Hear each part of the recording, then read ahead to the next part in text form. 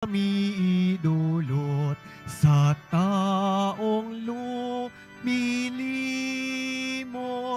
awa mo'y iulog. Sa ngala ng Ama at ng Anak at ng Espiritu Santo, Amen. ang pagpapala ng ating Panginoong Jesucristo, ang pag-ibig ng Diyos Ama, at ang pakikipagkaisa ng Espiritu Santo, naway sumainiyong lahat. At sumaiyo rin. Mga kapatid, aminin natin ang ating mga kasalanan upang tayo'y maging marapat gumanap sa banal na pagdiriwang. Tayo pong lahat, inaamin ko sa makapangyarihang Diyos At sa inyo mga kapatid, na lubha akong nagkasala sa isip, sa salita at sa gawa, at sa aking pagkukulang.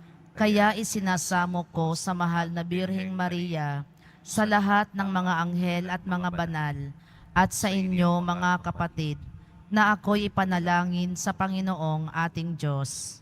Kaawaan tayo ng makapangyarihang Diyos, patawarin tayo sa ating mga kasalanan, at patnubayan tayo sa buhay na walang hanggan. Amen. Panginoon, kaawaan mo kami. Panginoon, kaawaan mo. Kristo, kaawaan mo kami. Kristo, kaawaan mo kami. Panginoon, kaawaan mo kami. Panginoon, kaawaan mo kami. Manalangin tayo. Ama naming makapangyarihan, gawin mong kami maging masigasig sa paghihintay sa anak mong darating. Sa kaniyang pagkatok, siya naway aming mapatuloy, sapagkat siya ang pinananabikan namin sa aming pagdalangin. Sa pamamagitan niya, kasama ng Espiritu Santo, magpa sa walang hanggan. Amen. Magsiupo ang lahat. Pagbasa mula sa aklat ni Propeta Isaías. Ito ang pangitain ni Isaías na anak ni Amos tungkol sa Huda, Jerusalem. Sa mga huling araw, ang bundok na kinatatayuan ng templo ng Panginoon ay mamumukod sa taas sa lahat ng bundok. Daragsa sa kanya ang lahat ng bansa. Ang maraming taong lalapit sa kanya ay magsasabi ng ganito, "Hali kayo, umahon tayo sa bundok ng Panginoon, sa templo ng Diyos ni Jacob, upang malaman natin ang kanyang mga daan at matuto tayong lumakad sa kanyang mga landas. Sapagkat sa Sion magmumula ang kautusan at sa Jerusalem ang salita ng Panginoon. Siya ang mamamagitan sa mga bansa at magpapairal ng kapayapaan. Kung magkagayon, gagawin na nilang sudsod ang kanilang mga tabak at karit ang kanilang mga sibat. Wala nang magsasanay sa pakikibaka at mawawala na ang digmaan. Halina kayo, sambahayan ni Jacob, at tayo'y lumakad sa liwanag ng Panginoon." Ang salita ng Diyos. Salamat sa Diyos. Masaya tayong papasok sa tahanan ng Poong Diyos. Masaya tayong papasok sa tahanan ng Poong Diyos. Ako ay nagalak sa sabing ganito, sa bahay ng Poon ay pumasok tayo. Sama-sama kaming matapos sapitin ang pintuang lungsod nitong Jerusalem. Masaya tayong papasok sa tahanan ng Diyos. Yaong Jerusalem, kay ganda ng anyo. Maganda ang ayos ng muling matayo. Dito umaahon ang lahat ng angkan, lipi ni Israel upang magsambahan. Masaya tayong papasok sa tahanan ng Poong Diyos. Ang hangad, ang Poon ay pasalamatan, pagkat ito'y utos na dapat gampanan. Doon din naroon ang mga hukuman at trono ng haring hahatol sa tanan. Masaya tayong papasok sa tahanan ng poong Diyos. Ang kapayapaan nitong Jerusalem, sikaping ang poon, yaoy idalangin. Ang nangagmamahal sa iyo'y pagpalain. Pumaya nawa ang banal na bayan at ang palasyo mo ay maging tiwasay. Masaya tayong papasok sa tahanan ng poong Diyos. Aking kasama't katoto, sa iyo, Jerusalem, ang sabi ko'y ito, ang kapayapa ay laging sumaiyo. Dahilan sa templo ng poon ating Diyos, ang aking dalangi, umunlad kang lubos. Masaya tayong papasok sa tahanan ng poong Diyos. Magsitayo na po ang lahat.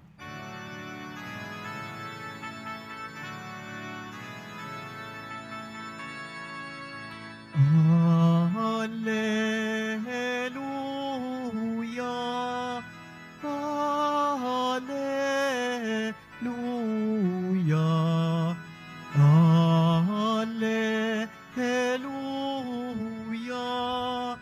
Hallelujah, Hallelujah.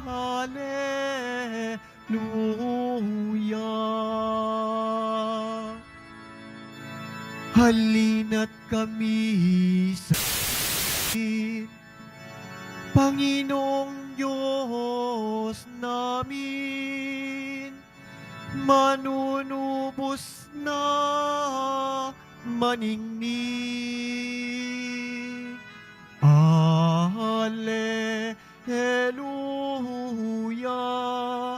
Hallelujah, Hallelujah,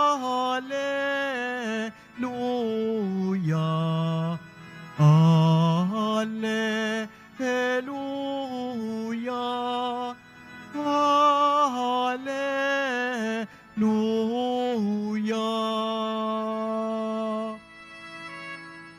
Sumainyo ang Panginoon. At sumaiyo rin. Ang mabuting balita ng Panginoon ayon kay San Mateo. Papuri sa iyo, Panginoon.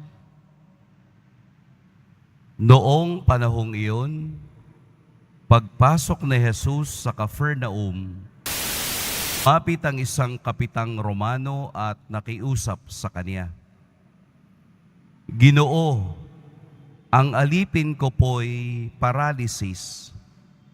Siya'y nararatay sa amin at lubhang nahihirapan.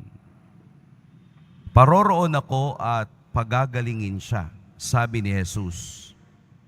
Ngunit sumagot sa kanya ang kapitan, Ginoo, hindi po ako karapat-dapat na puntahan pa ninyo sa aking bahay. Sabihin po lamang ninyo at gagaling na ang aking alipin. Ako'y nasa ilalim ng mga nakatataas na pinuno at ako naman ay may nasasakupang mga kawal. Kung sabihin ko sa isa, humayo ka, siya'y humahayo. At sa iba, halika, siya'y lumalapit. At sa aking alipin, gawin mo ito at ginagawa niya.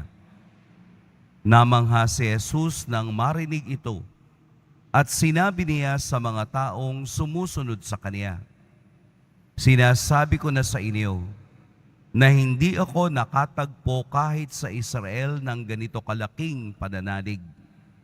Tandaan ninyo, marami ang darating buhat sa silangan at kanluran at dudulog sa hapag na kasalo ni na Abraham, Isaac at Jacob sa kaharian ng langit. Mga kapatid, ang mabuting balita ng Panginoon. Pinupuri ka namin, Panginoong Heso Kristo. Magsiyo po ang lahat. Magandang umaga po sa lahat. Sa ating unang araw ng kalendaryo ng simbahan. Ang ating ebanghelyo ay kwento ng dalawang taong may authority.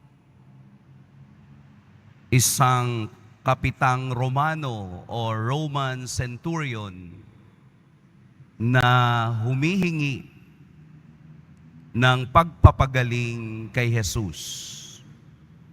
Alam natin na bilang Roman centurion, siya ay hindi kabilang sa lipi ng Israel. Siya ay nagtatrabaho at gumagalaw sa ngalan ng Roman Empire.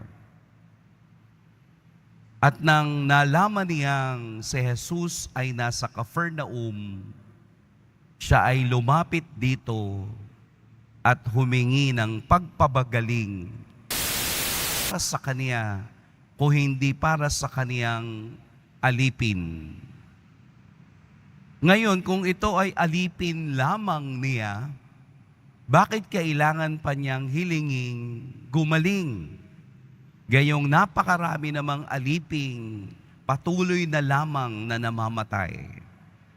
Dahil sa kultura ng mga Romano, kapag ang isang alipin ay wala pa sa tamang edad at reason, sabihin na nating bata pa, hindi pa dumarating dun sa age of reason, ang may obligasyon sa kanya ay ang kaniyang master.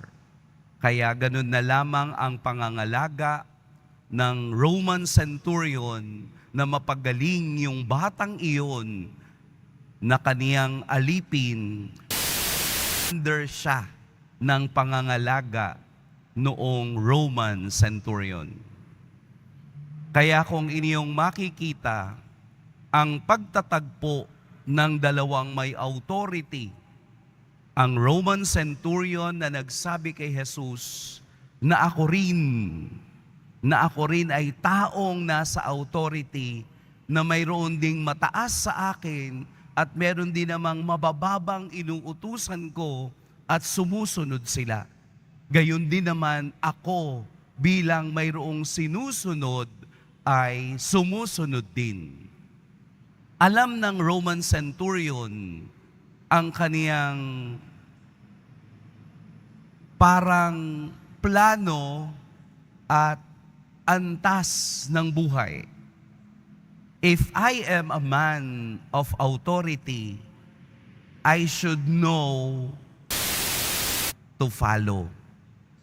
Alam ko dapat kung paano sumunod at alam ko kung paano magpasunod. Kaya nga, nung nakita ng Roman centurion si Jesus na hindi nyo na po kailangang pumunta sa aking bahay. Sabihin nyo lang, say the word, at gagaling po ang aking alipin. Nakita na ninyo kung paano kumilala ng authority ang Roman centurion na ito. Kaya gayon na lamang ang pagkamangha ni Jesus. Ngayon lamang ako nakakita ng taong ganito na napakalaki ng pananampalataya. Bukod sa kaniyang pananampalataya, he recognizes one who is in authority. Hindi siya mayabang. Wala sa kanya yung kayabangang Roman centurion ako. Pwede kong magpapatay kahit sino mang masalubong ko. Pero sa pagkakataong iyon, ipinakita niya sa lahat, lalo na kay Jesus, kung sino ang tunay na may authority. Kaya nga, kada misa, kung kayo ay familiar, ano ang sabi ng centurion? Hindi nyo na po kailangang pumunta sa amin. Salita mo lamang, gagaling na ang aking alipin. Hindi ba bago tayo tumanggap ng banal na komunyon, ating sabi, Panginoon, ano po yung sinasabi natin? Hindi ako karapat-dapat, pero sa salita mo, gagaling ako. Salita pa lang ng Diyos, kahit na wala ang kaniyang presensya, gagaling ang taong lumalapit at naniniwala sa kaniyang authority o sa kaniyang kapangyarihan. Dito tayo medyo nawawala minsan. Yung bang authority ng Diyos ay nawawala sa ating buhay.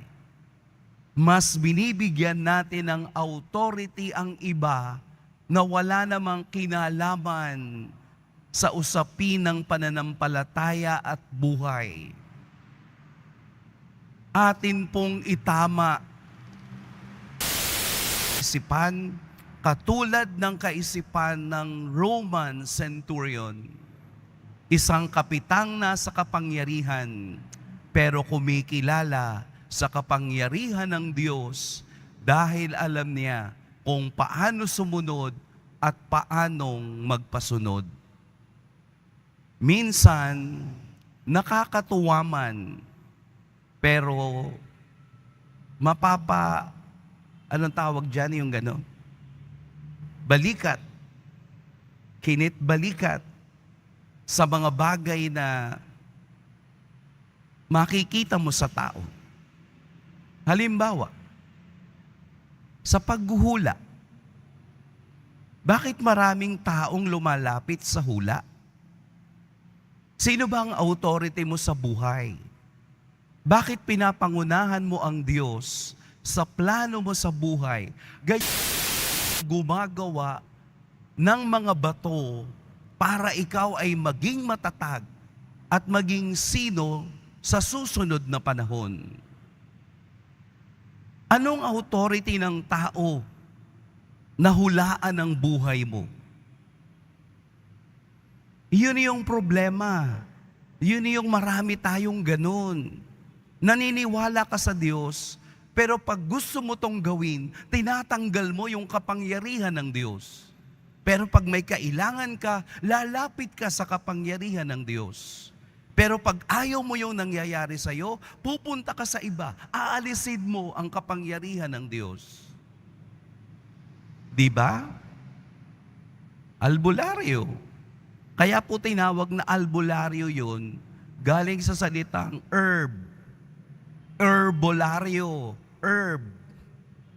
Yung mga dahon-dahon, which is good.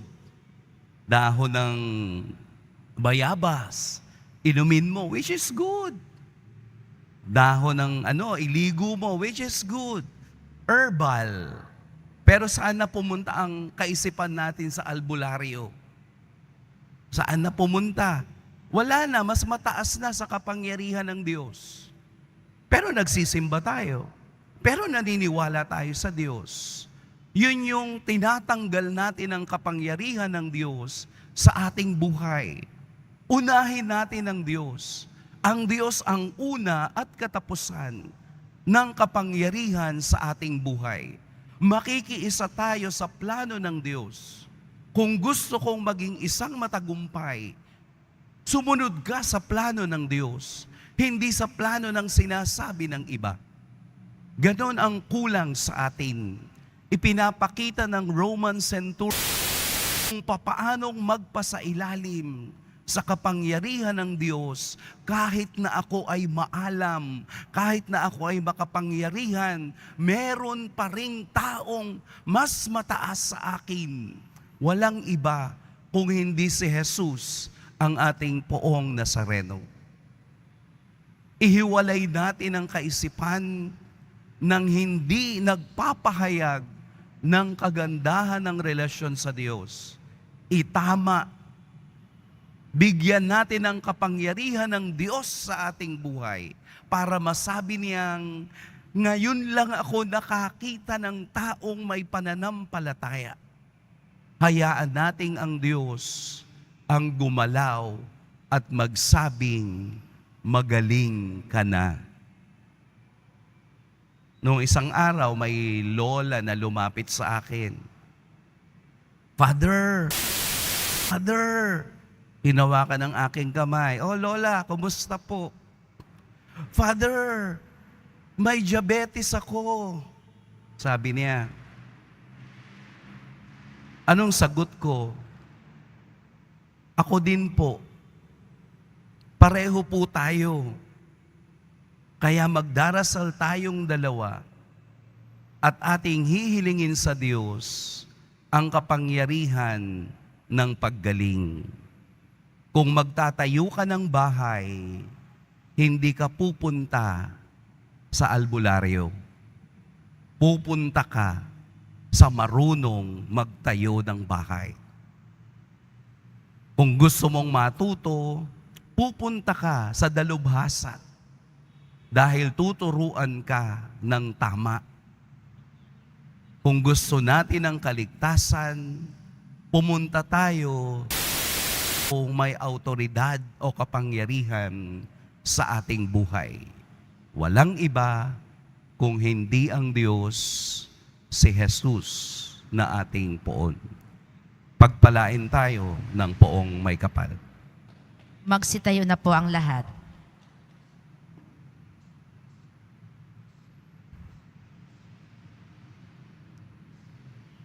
Minamahal kong mga kapatid, sa pagpasok natin sa panahon ng Adbyento, idalangin natin ng buong puso sa Diyos na ating Ama na ang pagkakataong ito ay maging bagong simula ng biyaya na mabunga na kapakinabangan para sa atin. Diyos ng awa, dinggin mo ang aming panalangin. Diyos ng awa, dinggin mo ang aming panalangin. Ang mga naglilingkod sa simbahan, naway makapagliwanag ng ebanghelyo sa buong sangkatauhan. Manalangin tayo. Diyos ng awa, dinggin mo ang aming panalangin. Sa ating sariling buhay, naway maipakita natin sa mga nangangailangan ang ating tulong na pag-ibig at habag katulad ng ipinamalas ng kapitan ng mga sundalong Romano sa kanyang utusan. Manalangin tayo. Diyos ng awa, dinggin mo ang aming panalangin. Atin nawang unawain at tanggapin ang mga taong iba ang lahi at pananampalataya kaysa sa atin. Manalangin tayo. Diyos ng awa, dinggin mo ang aming panalangin. Sa kanilang pagdurusa, ang mga matatanda, mga nangungulila at mga may sakit, naway pagginhawain Diyos. Manalangin tayo. Diyos ng awa, dinggin mo ang aming panalangin.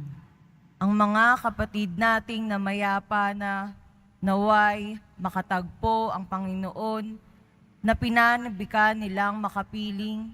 Manalangin tayo. Diyos ng awa, dinggin mo ang aming panalangin. Ama naming Diyos, tulungan mo kaming lumago sa pagkamahabagin at makapagbigay ng pag-asa sa lahat ng nakadadaupang palad namin. Ilapit nawa kami ng panahong ito ng Adbyento sa iyo at sa isa't isa, habang masaya naming hinihintay ng may buong pag-asa ang pagdating ng iyong anak, ang aming tagapagligtas na Jesucristo na aming Panginoon. Amen. Magsiupo ang lahat.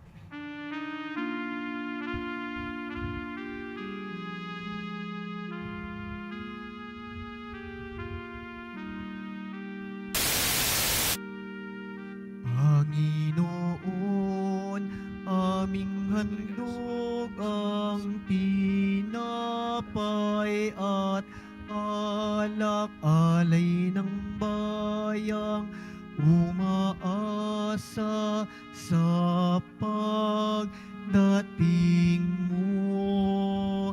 Gayon din aming hinahanda ang aming puso upang dito'y manahan ka sa pagdating mo.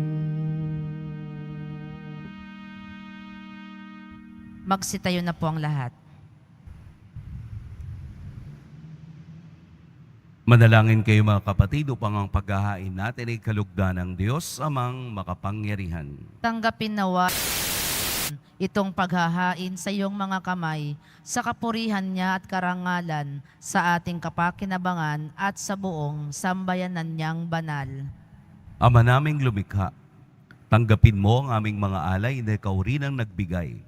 Magdulot nawa ito ng gantimpalang kaligtasan na ngayon paman ay amin ng pinakikinabangan sa pamamagitan ni Hesukristo kasama ng Espiritu Santo magpa sa walang hanggan. Amen. Sumainiyo ang Panginoon. At sumaiyo rin. Itaas sa Diyos ang inyong puso at diwa. Itinaas na namin sa Panginoon. Pasalamatan natin ang Panginoong ating Diyos. Marapat na siya ay pasalamatan. Ama naming makapangyarihan, tunay ngang marapat na ikaw ay aming pasalamatan sa pamamagitan ni Jesucristo na aming Panginoon.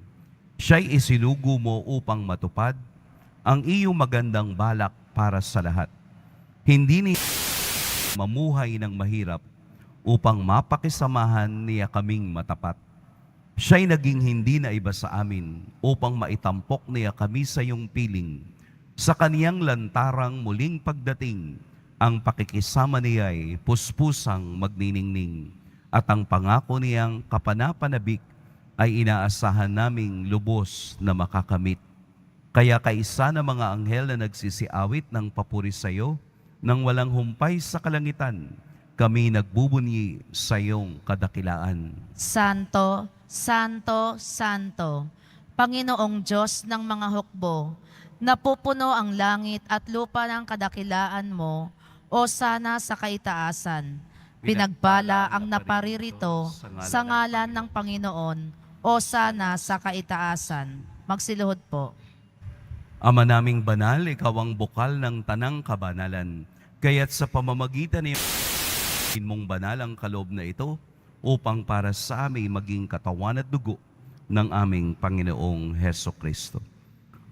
Bago niya pinagtiis ang kusang loob na maging handog, hinawakan niya ang tinapay, pinasalamatan kaniya, pinaghati-hati niya iyon, iniabot sa kaniyang mga alagad at sinabi, "Tanggapin ninyong lahat ito at kanin, ito ang aking katawan na ihahandog para sa inyo."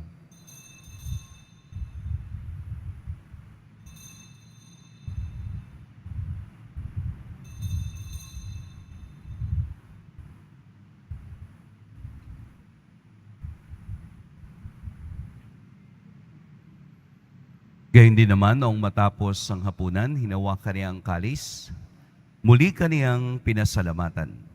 Inabot niya ang kalis sa kaniyang mga alagad at sinabi, "Tanggapin ninyong lahat ito at inumin, ito ang kalis ng bago at walang hanggang tipan, ang aking dugo na ibubuhos para sa inyo at para sa lahat, sa ikapagpapatawad ng mga kasalanan. Gawin ninyo ito sa pag-alala sa akin."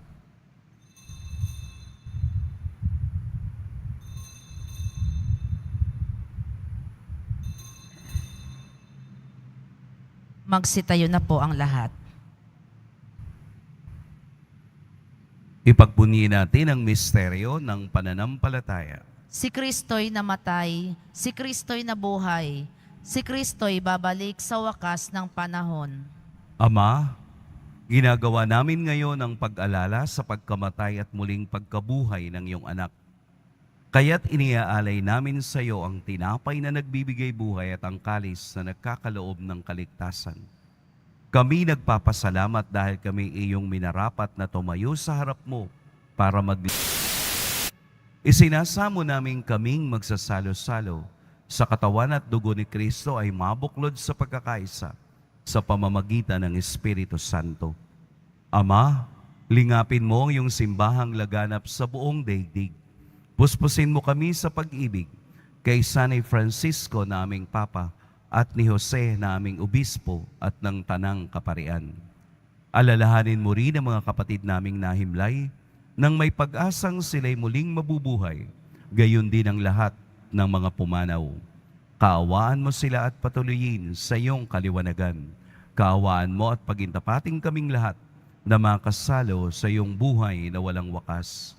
Kaisa ng mahal na Birheng Maria na ina ng Diyos, ng kabiyak ng puso niyang si San Jose, kaisa ng mga apostol ni San Juan Bautista, at ng lahat ng mga banal, na namuhay dito sa daigdig ng kalugod-lugod sa iyo, maipagdiyo pagpupuri sa ikararangal mo sa pamamagitan ng iyong anak na aming Panginoong Heso Kristo. Sa pamamagitan ni Kristo, kasama niya at sa Kanya, ang lahat ng parangal at papuri sa iyo, Diyos, Amang makapangyarihan, kasama ng Espiritu Santo, magpa sa walang hanggan. Amen. Sa tagubilin ng mga nakagagaling na utos at sa turo ni Jesus na Panginoon natin at Diyos, ipahayag natin ng lakas loob. Ama Ama namin, namin, sumasalangit ka, sambahin ang ngalan mo, mapasa amin ang kaharian mo, sundin ang loob mo dito sa lupa para nang sa langit. Bigyan mo kami ngayon ng aming kakanin sa araw-araw at patawarin mo kami sa aming mga sala para nang pagpapatawad namin sa nagkakasala sa at huwag mo kaming ipahintulot sa tukso at iadya mo kami sa lahat ng masama. Hinihiling namin kami iadya sa lahat ng masama, pagkalooban ng kapayapaan araw-araw, iligtas sa kasalanan at ilayo sa lahat ng kapahamakan, samantalang aming pinananabikan ang dakilang araw ng pagpapahayag ng tagapagligtas naming si Heso Kristo. Sapagkat iyo ang kaharian at ang kapangyarihan at ang kapurihan magpakailanman. Amen. Panginoong Heso Kristo, sinabi mo sa iyong mga apostol, kapayapaan ang iniiwan ko sa inyo, ang aking kapayapaan ang ibinibigay ko sa inyo. Tunghayan mo ang aming pananampalataya at huwag ang aming pagkakasala. Pagkalooban mo kami ng kapayapaan at pagkakaisa ayon sa iyong kalooban, kasama ng Espiritu Santo, magpa sa walang hanggan. Amen. Ang kapayapaan ng Panginoon naway lagi at At sumaiyo rin. magbigayan kayo ng kapayapaan sa isa't isa. Kordero ng Diyos na nag-aalis ng mga kasalanan ng sanlibutan, maawa ka sa amin. Kordero ng Diyos na nag-aalis ng mga kasalanan ng sanlibutan, maawa ka sa amin. Kordero ng Diyos na nag-aalis ng mga kasalanan ng sanlibutan, ipagkaloob mo sa amin ang kapayapaan. Magsiluhod po. Narito si Jesus, ang ating tunay na kagalingan. Ito ang kordero ng Diyos na nag-aalis sa mga kasalanan ng sanlibutan. Mapapalad ang inaanyayahan sa kaniyang piging. Panginoon, Iyo, hindi ako karapat-dapat karapat-dapat na magpatuloy sa iyo, ngunit sa isang salita mo lamang ay gagaling na ako.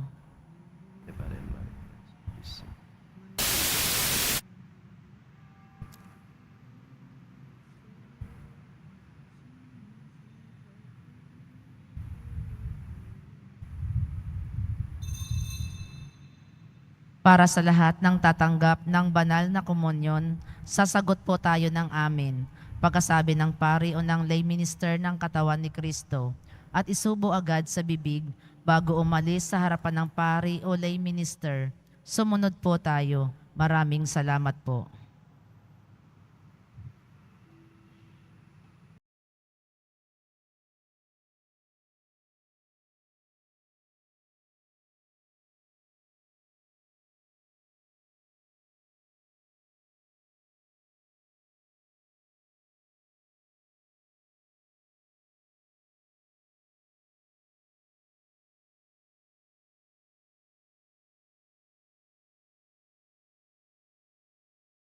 Manalangin tayo.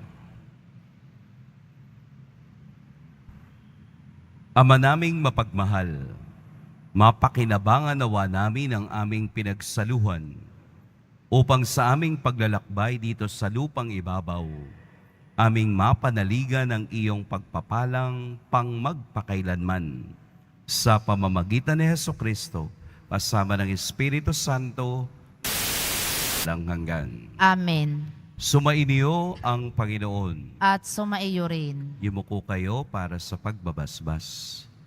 Mahal na poong Jesus Nazareno, inihayag mo sa pamamagitan ng krus ang walang maliw na pag-ibig ng Diyos sa sangkatauhan. Pakinggan mo po ang kahilingan ng iyong angkan na nagsusumamo sa iyo. Makamtanawa nila ang iyong katugunan at tanggapin ang kasagutan na may utang na loob na tinatanaw. Basbasan din po ninyo ang mga daladala nilang mga imahen at dasalan. Sa pamamagitan ng bendisyon na ito, naway maalala nila ang mga pangako nila noon sa biniyag, na ikaw ang kanilang iibigin at paglilingkuran bilang Panginoon magpa sa walang hanggan. Amen. At pagpalain kayo ng makapangyarihan at mapagmahal na Diyos, ang Ama at Anak at Espiritu Santo. Amen. Ating pagdiriwang, humayo kayong taglayang paggaling ng ating Poong Jesus Nazareno. Salamat sa Diyos.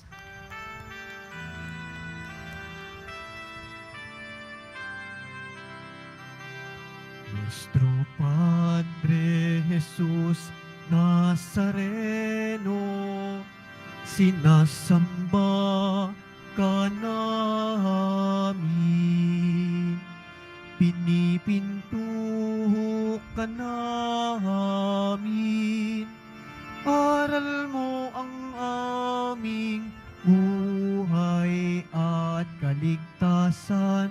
Nuestro Padre Jesus Nazareno, iligtas mo kami sa kasalanan. Ang krus mong kinamahan ay sagisag ng aming kaligtasan. Nuestro Padre Jesus Nazareno, dinarangal ka namin. Nuestro Padre Jesus Nazareno, nilulwalhati ka namin. Nuestro Padre Jesus Nazareno, dinarangal ka namin. Nuestro Padre Jesus Nazareno, nilulwalhati ka namin.